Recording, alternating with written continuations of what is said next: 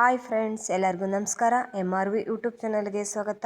ಇವತ್ತಿನ ರೆಸಿಪಿ ಕಡಲೆಕಾಳು ಬಟಾಣಿ ಸಾಂಬಾರು ಹೇಗೆ ಮಾಡೋದು ಅಂತ ನೋಡೋಣ.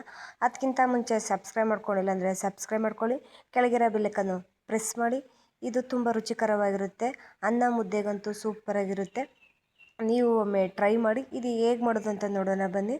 ನಾನು ಇಲ್ಲಿ ಕಡಲೆಕಾಳು ಬಟಾಣಿ ತೊಗೊಂಡಿದ್ದೀನಿ. ನೈಟೇ ನೆನೆ ಹಾಕ್ಬಿಟ್ಟು ತೊಗೊಂಡಿದ್ದೀನಿ. ನೋಡಿ, ಈ ಥರ ನೆಂದಿದೆ.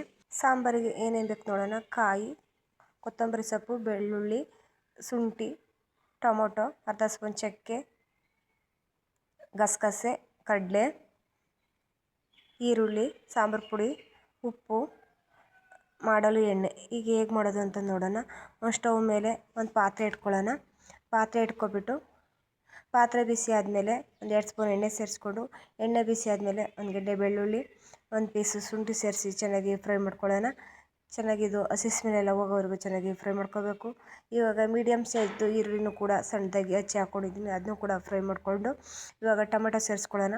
ಟೊಮೆಟೊನೂ ಕೂಡ ಸೇರಿಸ್ಕೊಂಡು ಚೆನ್ನಾಗಿ ಫ್ರೈ ಮಾಡ್ಕೋಬೇಕು. ಹಸಿ ಸ್ಮೆಲ್ ಹೋಗೋವರೆಗೂ ಚೆನ್ನಾಗಿ ಫ್ರೈ ಮಾಡ್ಕೋಬೇಕು. ಈ ಥರ ಫ್ರೈ ಮಾಡಿ ಮಾಡೋದ್ರಿಂದ ಸಾಂಬಾರು ತುಂಬ ರುಚಿ ಹೆಚ್ಚುತ್ತೆ, ತುಂಬ ಟೇಸ್ಟಾಗಿರುತ್ತೆ. ನೀವು ಕೂಡ ಈ ಥರ ಎಲ್ಲನೂ ಫ್ರೈ ಮಾಡಿಬಿಟ್ಟೆ ಸಾಂಬಾರು ಮಾಡಿ, ಚೆನ್ನಾಗಿರುತ್ತೆ.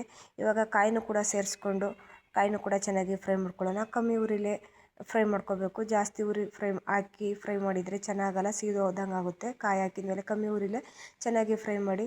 ಈಗ ಗಸಗಸೆನೂ ಕಡಲೆನೂ ಹಾಕಿ ಇವಾಗ ಅರ್ಧ ಸ್ಪೂನ್ ಚಕ್ಕೆ ಪುಡಿನೂ ಸೇರಿಸ್ಕೊಂಡು, ಕೊತ್ತಂಬರಿ ಸೊಪ್ಪನ್ನು ಸೇರಿಸ್ಕೊಂಡು ಚೆನ್ನಾಗಿ ಫ್ರೈ ಮಾಡ್ಕೊಳ್ಳೋಣ. ಇವಾಗ ಒಂದು 2 ಸ್ಪೂನು ಸಾಂಬಾರು ಪುಡಿನೂ ಸೇರಿಸ್ಕೊಂಡು ಗ್ಯಾಸ್ ಆಫ್ ಮಾಡಿಬಿಟ್ಟು ಚೆನ್ನಾಗಿ ಫ್ರೈ ಮಾಡ್ಕೊಳ್ಳೋಣ.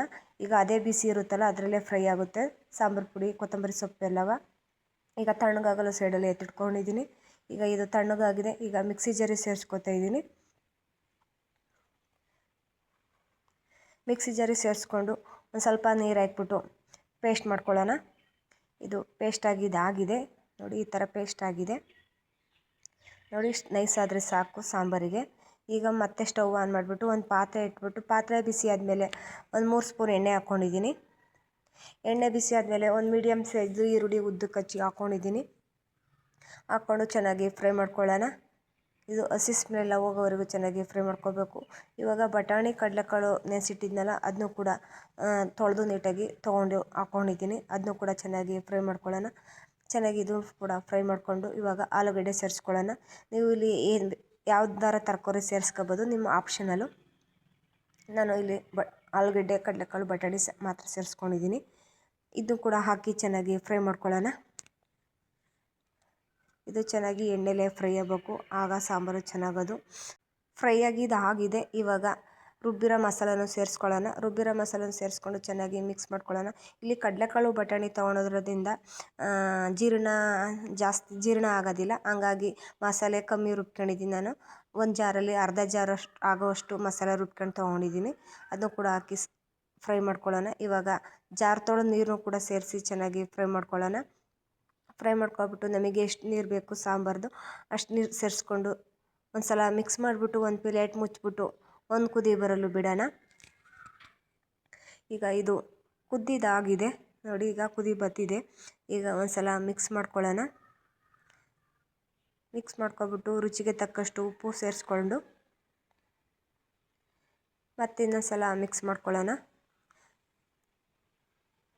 ಮಿಕ್ಸ್ ಮಾಡ್ಕೊಬಿಟ್ಟು ಚೆನ್ನಾಗಿ ಈಗ ಮತ್ತೊಂದು ಕುದಿ ಬರಲು ಒಂದು ಪ್ಲೇಟು ಮುಚ್ಚಿಡೋಣ. ಈಗ ಇದು ಕುದಿ ಬಂದಿದ್ದಾಗಿದೆ ನೋಡಿ, ಈ ಥರ ಕುದ್ದಿದೆ. ಸಾಂಬಾರು ಚೆನ್ನಾಗಿ ರೆಡಿಯಾಗಿದೆ. ಸಾಂಬಾರು ಕಡಲೆಕಾಳು ಬಟಾಣಿ ಆಲೂಗಡ್ಡೆ ಸಾಂಬಾರು ರೆಡಿಯಾಗಿದೆ. ಒಂದು ಪಾತ್ರೆಗೆ ಸರ್ವ್ ಮಾಡ್ಕೊಂಡಿದ್ದೀನಿ. ಇದು ಅನ್ನ ಮುದ್ದೆಗಂತೂ ಸೂಪರಾಗಿರುತ್ತೆ. ನೀವು ಒಮ್ಮೆ ಟ್ರೈ ಮಾಡಿ. ಈ ಸಾಂಬಾರು ತುಂಬ ಚೆನ್ನಾಗಿರುತ್ತೆ. ಈ ವಿಡಿಯೋ ಇಷ್ಟ ಆಗಿದೆ ಅಂದ್ಕೊಂಡಿದ್ದೀನಿ. ಇಷ್ಟ ಆದರೆ ಒಂದು ಲೈಕ್ ಮಾಡಿ, ಸಬ್ಸ್ಕ್ರೈಬ್ ಮಾಡಿ, ಶೇರ್ ಮಾಡಿ, ಸಪೋರ್ಟ್ ಮಾಡಿ. ಮತ್ತೊಂದು ವಿಡಿಯೋ ಜೊತೆ ಸಿಗೋಣ. ಬಾಯ್ ಬಾಯ್, ಟೇಕ್ ಕೇರ್.